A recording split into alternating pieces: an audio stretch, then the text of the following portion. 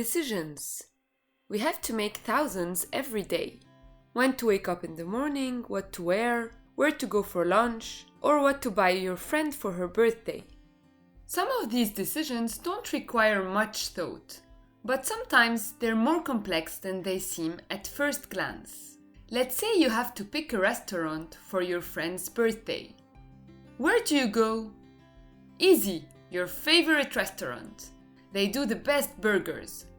But then you remember that Rami is a vegan, and that Matilda doesn't like spicy food, and that Bertie is allergic to seafood. And it's not just about the food. What's the right atmosphere? What's the budget? Is the restaurant easy for everyone to get to? Will everyone even agree?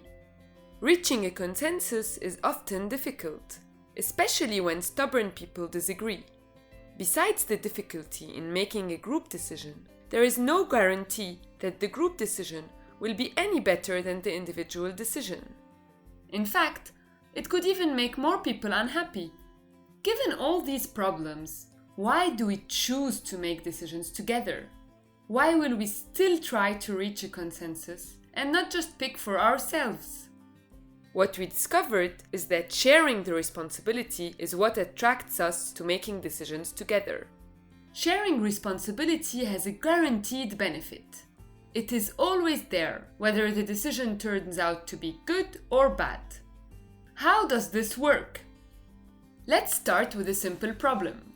Maria needs to fire her secretary, but finds it extremely stressful, as they've worked together for many years.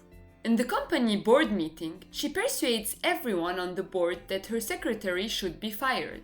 The company HR then sends a letter to the secretary, informing him that the board has decided to fire him. Here we see that the collective decision allows Maria to share the responsibility of the decision with the board. Because of this shared responsibility, Maria has shifted the blame from her to the group. As a result, she will probably feel less stressed about the decision and maybe even a bit less guilty about its outcome. Let's take another example. A patient comes to see Dr. Muhammad. His case is very complicated, and Dr. Muhammad is not sure that he needs surgery, so he consults a group of colleagues who confirm his opinion. The surgery takes place, but it is discovered that it was not necessary. The diagnosis was wrong. The patient is angry and sues Muhammad for malpractice. In court, Muhammad argues that he went for the best information available at the time, and that his colleagues confirmed his opinion. The court finds this a reasonable defense, and Muhammad is cleared. Beyond feeling relieved, Muhammad also knows that his conscience is clear and that he did what he could. Maria knew that firing her secretary was bad. She sided with others to avoid the guilt. Muhammad did not know whether surgery would be good or bad. Turning to the group protected him against uncertainty. Later, he can't be blamed and he has less regrets. As we can see, sharing the responsibility of a decision with others is like a powerful shield.